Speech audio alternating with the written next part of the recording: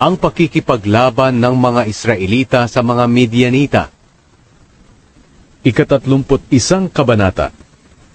Sinabi ng Panginoon kay Moises, "Gantihan mo ang mga Midianita dahil sa kanilang ginawa sa mga Israelita. Pagkatapos mo itong gawin, mamamahinga ka na sa piling ng mga yumao mong ninuno."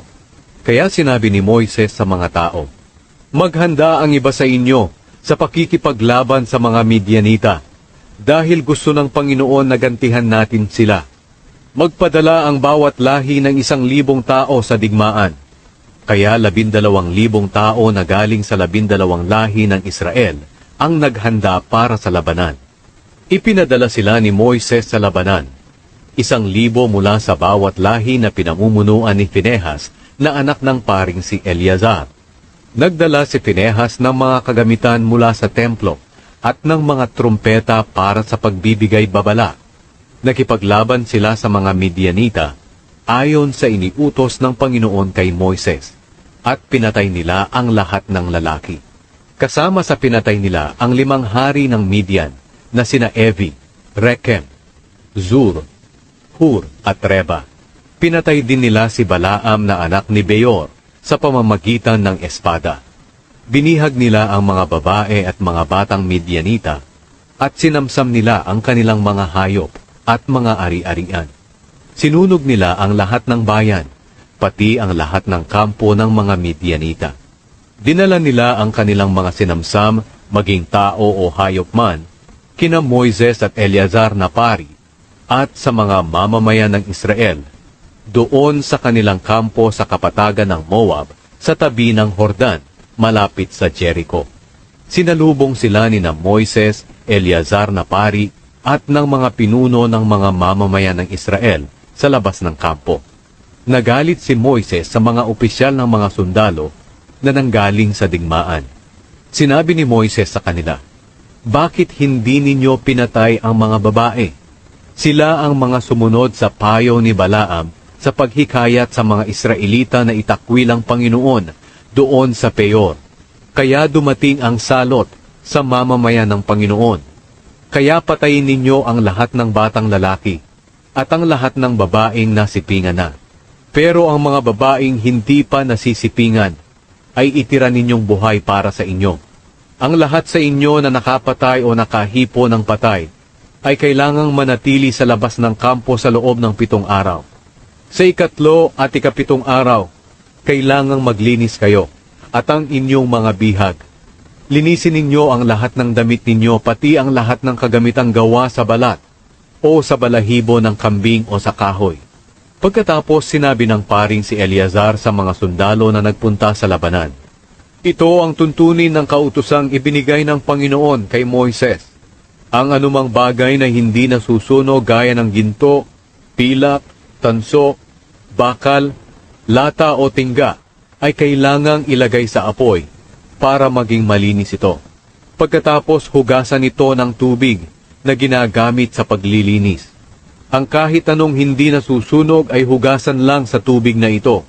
Sa 7 araw, kailangang labhan ninyo ang inyong mga damit at ituturing na kayong malinis at makakapasok na kayo sa kampo." Ang paghahati-hati ng mga nasamsam. Sinabi ng Panginoon kay Moises, "Bilangin ninyo ni Eleazar na pari at ng mga pinuno ng kapulungan ang lahat ng tao at hayop na nabihag. Hatiin ninyo ito sa mga sundalo na nakipaglaban at sa kapulungan ng Israel. Mula sa bahagi ng mga sundalo magbukod ka ng para sa Panginoon, 1 sa bawat 500 bihag, tao man o baka, asno, tupa o kambing. Ibigay mo ito sa paring si Eleazar bilang bahagi ng Panginoon. Mula sa parte ng mga Israelita, magbukod ka ng 1 sa bawat 50 bihag, tao man o baka, asno, tupa, kambing o iba pang mga hayop. Ibigay ito sa mga Levita na siyang responsable sa pangangalaga sa tolda ng Panginoon." Kaya ginawa ni Moises at ng paring si Eleazar ang iniutos ng Panginoon kay Moises. Ito ang nasamsam ng mga sundalo sa digmaan. 675,000 tupa, 72,000 baka, 61,000 asno, at 32,000 babaeng hindi pa nasipingan. Ito ang kalahati ng parte ng mga sundalong nakipaglaban.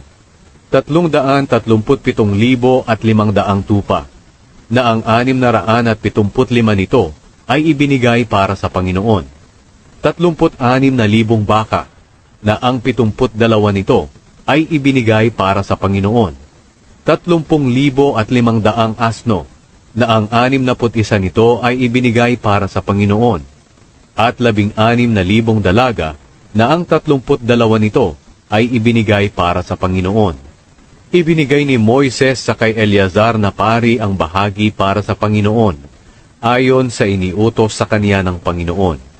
Ito ang parte ng mga Israelita na kalahati ng ibinigay ni Moises sa mga sundalong nakipaglaban. 337,500 tupa, 36,000 baka, 30,500 asno, at 16,000 dalaga. Mula sa parting ito ng Israelita, nagbukod si Moises ng isa sa bawat 50 tao o hayop, ayon sa iniutos ng Panginoon sa kanya. At ibinigay niya ito sa mga Levita, na siyang responsable sa pangangalaga sa tolda ng Panginoon. Pagkatapos, pumunta kay Moises ang mga opisyal ng mga sundalo at sinabi sa kanya, "Binilang namin ang mga sundalo na sakop namin, at wala ni isa mang kulang. Kaya inihahandog namin sa Panginoon ang gintong mga bagay na aming nakuha sa labanan. Pulsera sa braso at kamay, mga singsing, mga hikaw at mga kwintas, para hindi kami parusahan ng Panginoon." Tinanggap ni na Moises at Eleazar ang lahat ng alahas na ginto. Ang bigat ng mga gintong ito na dinala ng mga opisyal ng mga sundalo na inihandog ni Moises at ni Eleazar sa Panginoon ay 200 kilo. Ito'y mula sa mga nasamsam ng bawat sundalo sa labanan. Ang mga gintong alahas na tinanggap ni na Moises at Eleazar mula sa mga opisyal ng libo-libo at daan-daang sundalo ay dinala nila ito sa toldang tipanan para alalahanin ng Panginoon ang mga Israelita. Read the scriptures. Isusulat ito para sa susunod na salinlahi, upang sila rin ay magpuri sa Panginoon. Mula sa kanyang banal na lugar sa langit, tinitingnan ng Panginoon ang lahat sa mundo, upang pakinggan ang daing ng kanyang mga mamamayan na binihag, at palayain ang mga nakatakdang patayin.